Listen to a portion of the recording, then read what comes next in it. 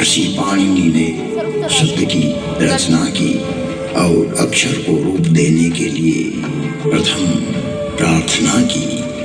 नत्वा सरस्वतीं देवीं शुद्धां गुण्यां करोम्यहं पाणिनीय प्रवेशाय लघु सिद्धांत कौमुदी। महर्षि पाणिनि ने विनय कर लघु सिद्धांत कौमुदी की रचना की, जो आज इस जगत में सर्व भाषाओं का मूल है, जो कि सनातन है, शाश्वत है। नृत्यावसाने नटराजराजः ननादडक्वां नवपञ्चवारम् उद्वर्तु कामाद् सनकादिसिद्धये एतद्विमर्शे शिवशुक्रजातम्। तुम त्रिभुवन गुरुवेद बखाना आन जीव पावर का जाना। विश्वनाथ ममनाथ पुरारी त्रिभुवन महिमा विदित तुम्हारी।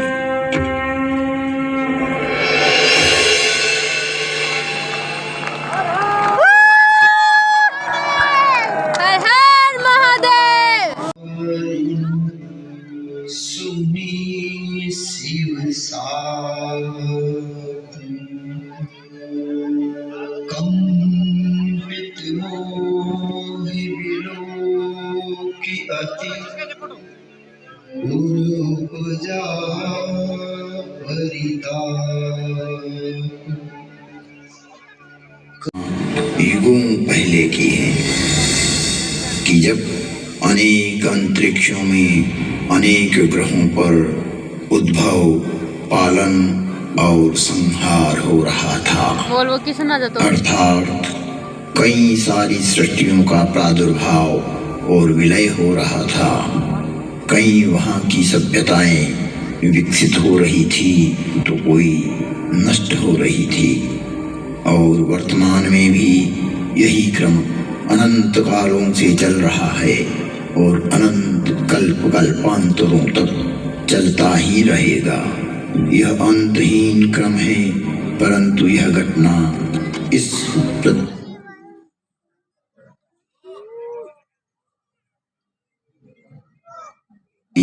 जल आप्लावित थी। तभी भगवान विष्णु ने वराह रूप धारण कर पृथ्वी के कुछ भाग को जल से बाहर निकाला, जिससे कालांतर में इस पृथ्वी पर जीव पनपने लगा।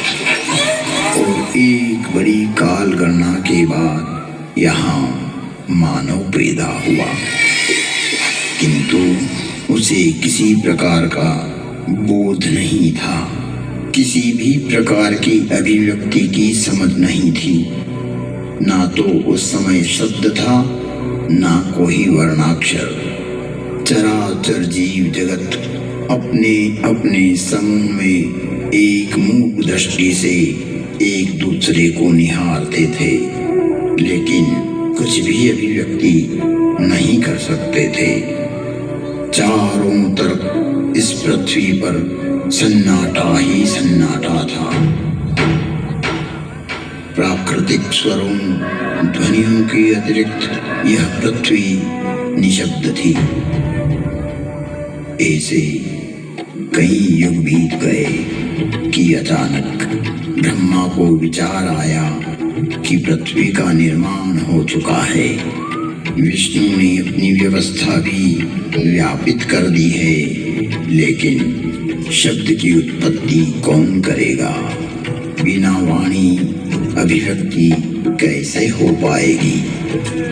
जब ब्रह्मा और विष्णु को प्रेरणा हुई कि देवों के देव महादेव ही इस सृष्टि में शब्द की स्थापना कर सकते हैं, शब्द ब्रह्म का दान दे सकते हैं,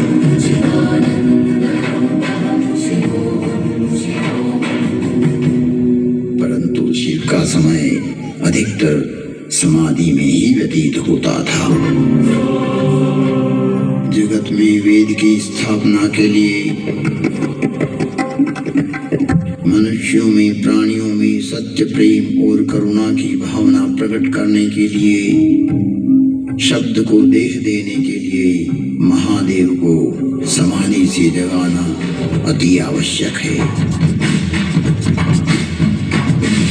जब ब्रह्मा विष्णु और सारे देवताओं ने महर्षि पाणिनि को प्रेरणा की कि वो महादेव को प्रसन्न कर जगत में सत्य प्रकट करने की प्रार्थना करें,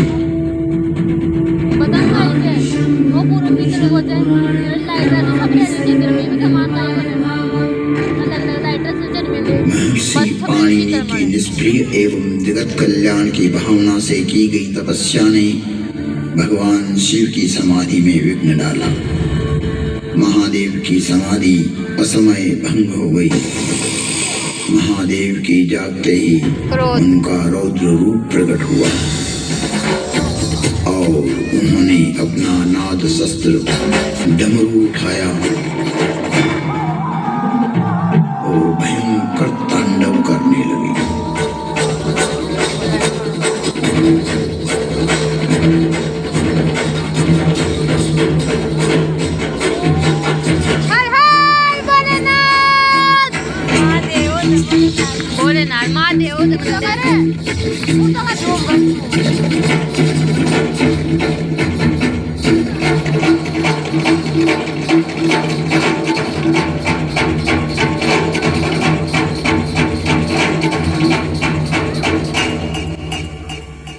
इतना भयंकर तांडव किया कि पृथ्वी हिलने लगी, आकाश में बिजलियां कौंधने लगी। पृथ्वी को हिलते देख ब्रह्मा ने सोचा कहीं प्रलय की वेला तो नहीं आ गई। चारों तरफ समुद्र में उफान आ रहा था, हवाएं चक्रवात का रूप लेकर आकाश की ओर बढ़ रही थी। पूरी पृथ्वी अपनी दूरी पर ऐसे डोलने लगी मानो पृथ्वी समुद्र पर तैर रही हो। तब महादेव ने अपना डमरू बजाया और असमय समाधि में हुए विघ्न के कारण तांडव करते हुए मानो अपने इस नाद से संसार को बधिर कर देंगे, इस सृष्टि को समाप्त कर देंगे और उसकी तीव्रता को प्रकट करते हुए प्रचंड एवं भीषण घनघोर ध्वनियां पैदा करते हुए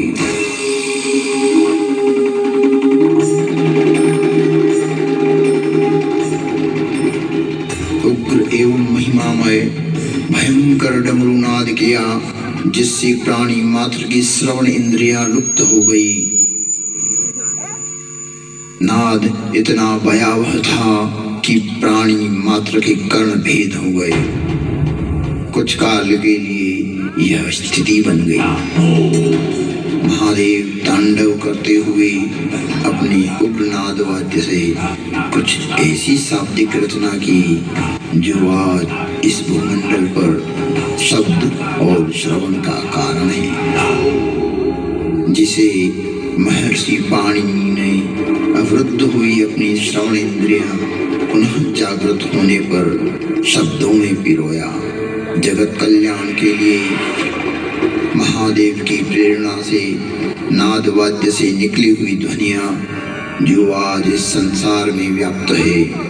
इस भूमंडल पर कोई भी व्यक्ति किसी भी भाषा में अपनी अभिव्यक्ति करता हो, उसका उद्गम स्रोत महादेव का डमरू ही है। और वो डमरू इस प्रकार बोला, ऐं ऋ ऋ ऐं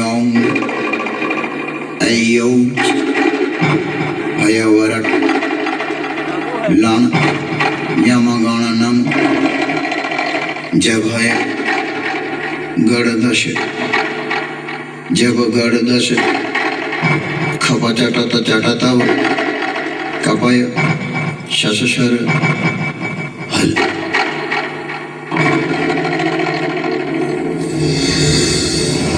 ऐं ऋ ऋ कैयं गई उठाय वरट लण यम गण नम जब गढ़ दस जब गढ़ दस खप चटत चट तब कपय शश शरहल। यह था शिव का नाद शस्त्र से उत्पन्न हुआ शब्द व्याकरण। इससे शब्द की संरचना हुई और डमरू ने जिस प्रकार ये 14 शिव सूत्र परमात्मा शिव ने जगत को दिए वो आज सभी की अभिव्यक्ति का कारण है। इति माहेश्वराणि सूत्राणि अनादि संज्ञार्थानि ऐसा मंत्या इतः हकारादि स्वकार उच्चारणार्थ लण्मध्येऽपि तत्संज्ञकः हलन्त्यम् अदर्शनं रूप तस्य रूप आदिरन्तेन सहिता उकारो जस्वदीर्घप्लुत आदि संज्ञाओं उच्चैरुदात्तः निच्चैरुदात्तः समाहारः स्वरितः मुखनासिका वचनोनुनासिक तुल्यस्य प्रयत्नं सवर्णं ऋल्लिवर्णयोर्मिथ सावर्णिवाच्यम् अनुदित सवर्णस्य चाप्रत्यय परः सन्निकर्षः संहिता हलुनन्तरा संयोग सुक्तिगन्तं पदम् तदुपरान्त अत्सन्धि हलसन्धि विसर्ग सन्धि अजन्त पुर्लिङ्गाः अजन्त स्त्रीलिङ्गाः अजनन्त पुर्लिङ्गा हलन्त पुर्लिङ्गा हलन्त स्त्रीलिङ्गा हलन्त नपुंसकलिङ्गाः अव्यानि वादयः अदादयः जुहोत्यादयः दिवादयः स्वादयः तुदादयः रुधादयः तनादयः कृण्यादयः चिरादयः पूर्वकृदन्तं कृदन्ते गुणादयः उत्तरकृदन्तं विभक्त्यर्थाः केवल समासः अव्ययी भाव तत्पुरुषः बहुव्रीहि द्वन्द्वः समासान्ताः साधारण तद्वित प्रत्ययाः। शिव के नाद तांडव के बाद संज्ञा संधि ओष्ठ जिह्वा कंठ नासिका पुल्लिंग स्त्रीलिंग नपुंसकलिंग आदि आदि वर्णों की उत्पत्ति के स्थान तय हुए। वाणी में व्यापकता आई, वाणी की श्रेणियां निर्धारित हुई, वर्ण का लिंग तय हुआ।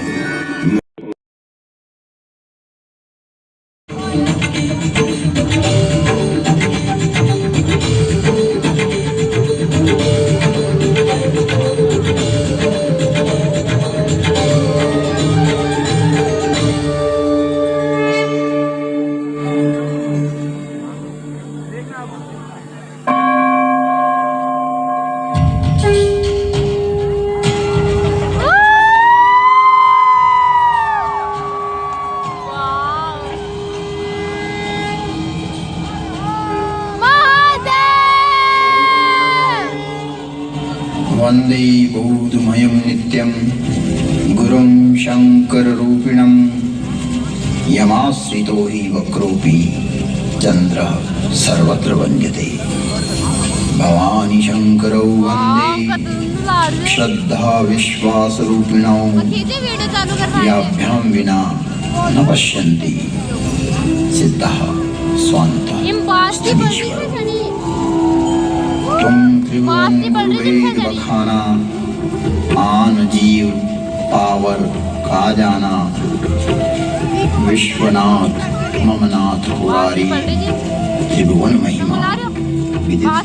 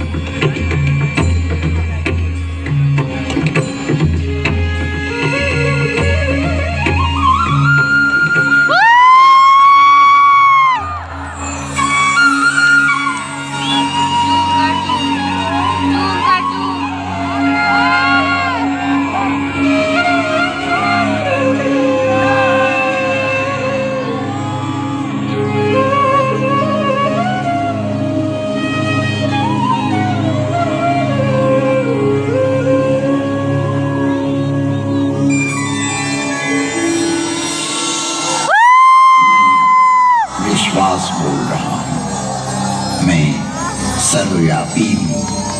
मेरा संपूर्ण प्रलयकर्ता एवं प्रलय नियंत्रक मैं ही हूँ। मेरा विज्ञान रूपी विधाता एवं विष्णु इतना विकसित, विस्तृत और व्यापक है यार बनाया क्या जो होता कि जीव मात्र की क्रिया, प्रतिक्रिया, विचार, सुविचार, कर्म, सुकर्म तथा जन्म जन्मांतरों की सारी चेष्टाएं इस प्रकाश पुंज में संरक्षित रखता है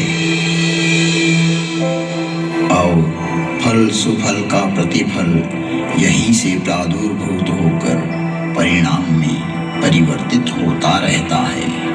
मेरी इस क्योंकि मैं विश्वास हूँ, विश्वास हूँ, विश्वास हूँ। असलियत कोई ना होगी यार देख।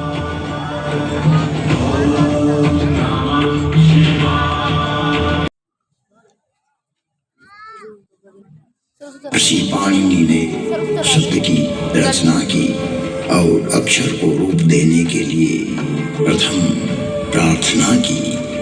नत्वा सरस्वतीं देवीं शुद्धां गुण्यां करोम्यहं पाणिनीय प्रवेशाय लघु सिद्धांत कौमुदी। महर्षि पाणिनि ने विनय कर लघु सिद्धांत कौमुदी की रचना की, जो आज इस जगत में सर्व भाषाओं का मूल है, जो कि सनातन है, शाश्वत है। नृत्यावसाने नटराजराजः ननाद ढक्वां नवपञ्चवारम् उद्वर्तु कामात् सनकादिसिद्धै एतद्विमर्शे शिवशुक्रजातम्। तुम त्रिभुवन गुरुवेद बखाना आन जीव पावर का जाना। विश्वनाथ ममनाथ पुरारी त्रिभुवन महिमा विदित तुम्हारी।